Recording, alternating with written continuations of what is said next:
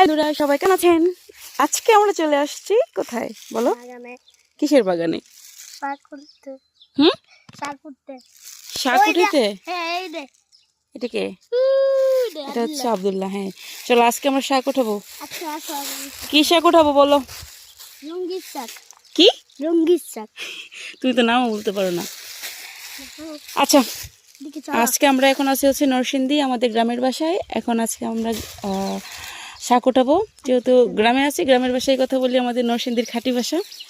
সেটা হচ্ছে আমরা এখন আমরা কি করবো? শাক উঠাবো। কি শাক? এই যে এই শাক, এটা হচ্ছে আমাদের নরসিংদীর ভাষায় কি কয়? কি শাক কয় বলো রাজিন? এই শাকের নাম কি? এই শাকের নাম হচ্ছে আমাদের নরসিংদী ভাষায় কয় মেলামসা শাক।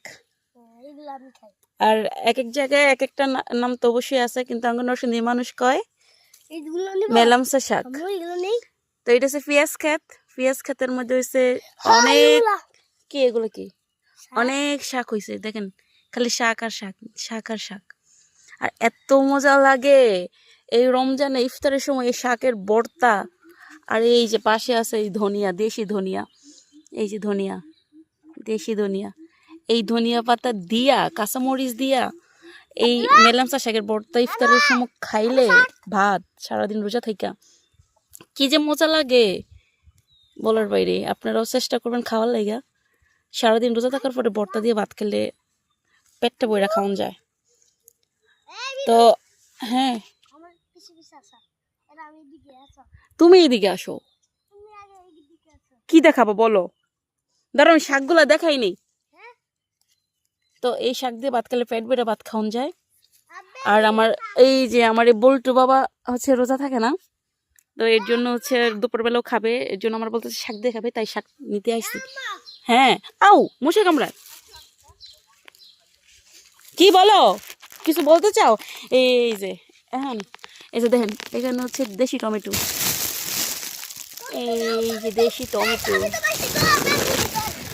টমেটো এগুলা দেখছো? টমেটো ফাঁকছে নি, লাল আছে, এই তো একটা আছে রে বাবা, বলতো বাবা। এই যে টমেটো পাকছে, দেশি টমেটো। এরকম টাটকা টাটকা সবজি খাইতে কি যে মজা লাগে না বাবা? একটা টমেটো দেখবো, এই টমেটোটা নেই, এই যে এই টমেটোটা যে কি মজা, কি যে মজা মজা। আমি তোমার কাজ করে দেব। কি কাজ করবা? ধরো